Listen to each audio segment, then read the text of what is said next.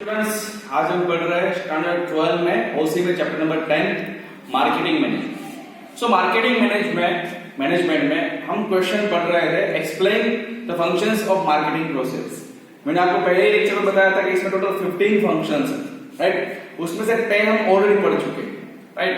तो वो 10 फंक्शंस में कैसी बातें हुई, देखो सबसे पहले मार्केटिंग रिसर्च की बात करी, स्टैंडर्डाइजेशन ग्रेडेशन की बात करी, लेबलिंग की बात करी, राइट। प्रोडक्ट के प्राइस डिटरमिनेशन की बात करी, फिर लेबलिंग की बात करी, इंश्योरेंस ट्रांसपोर्टेशन बात करी, स्टोरेज की बात करी, राइट। सेंट्रलाइजेशन ऑफ प्रोडक्ट की बात करी। अब बातें हो गई, क्या हो गया, बातें हो गई, प्रोडक्ट हमारे पास अवेलेबल है, हमें क्या करना है, प्रोडक्ट को अब सेल करना है, right.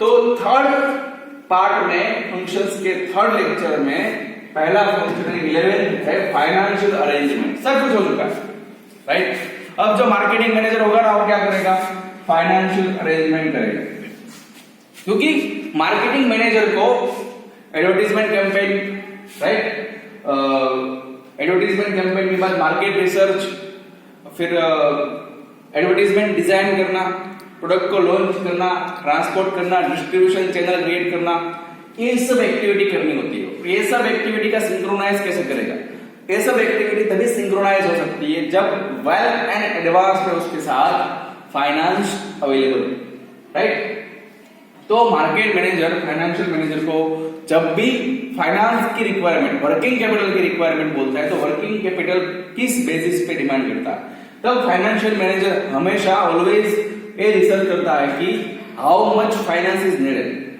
Right. This finance is which activity of marketing management, marketing process की कौन सी एक्टिविटी के लिए फाइनेंस चाहिए, व्हेन इट इज नीडेड, कब चाहिए, राइट। ये सब बातें तय करने के बाद फाइनेंशियल अरेंजमेंट करा जाता है, और फाइनेंशियल अरेंजमेंट एक बार अच्छे से हो जाए तो मार्केटिंग प्रोसेस की सारी एक्टिविटी है उसे सिंक्रोनाइज कौन करेगा, मार्केटिंग मैनेजर, राइट।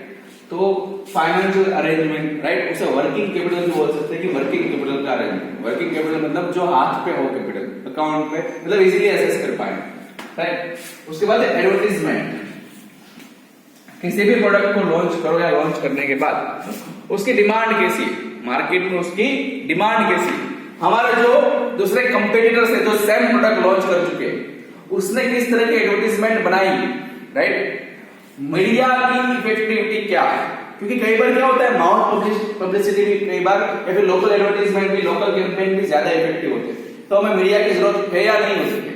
कई बार सीजनल प्रोडक्ट होती है, राइट, तो सीजनल प्रोडक्ट के लिए सीजनल एडवर्टाइजमेंट कैसे बनाया जाए, तो एडवर्टाइजमेंट हमेशा डिसाइड करे जाते हैं प्रोडक्ट की डिमांड के ऊपर और हमारा जो कॉम्पिटिटर है उसने किस तरह से एडवर्टाइजमेंट बनाई, राइट। मीडिया पे इफेक्टिव रहेगा या नहीं रहेगा, राइट। वर्बल या लोकल एडवर्टाइजमेंट करेंगे वो ज्यादा कई बार इफेक्टिव होता है।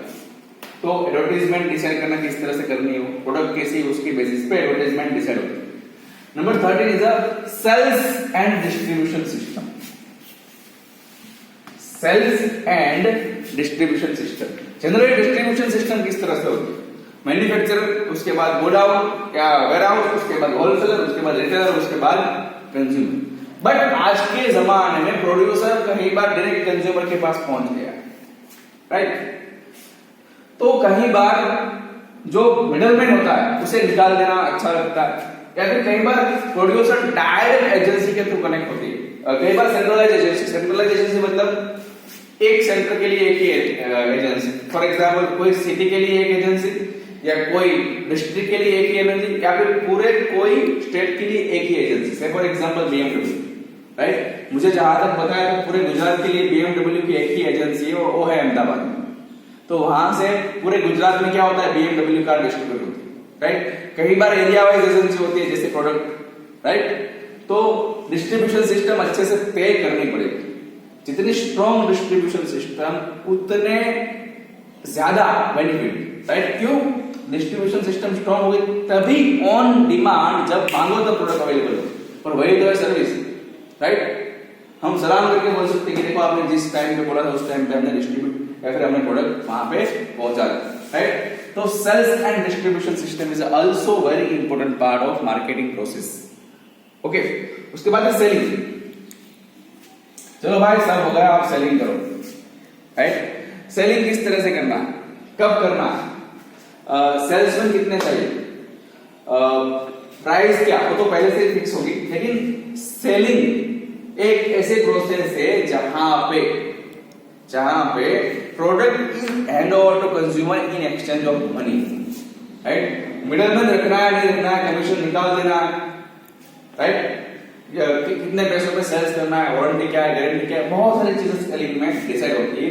और जितना बेस्ट सेलिंग, कई बार क्या होता है कि कोई ज्यादा एनर्जेटिक एग्रेसिव बंदा होगा, डिस्ट्रीब्यूटर होगा, वो बहुत ज्यादा सेल कर देगा और बहुत सारे जो हो गए वो कम सेल करेगा।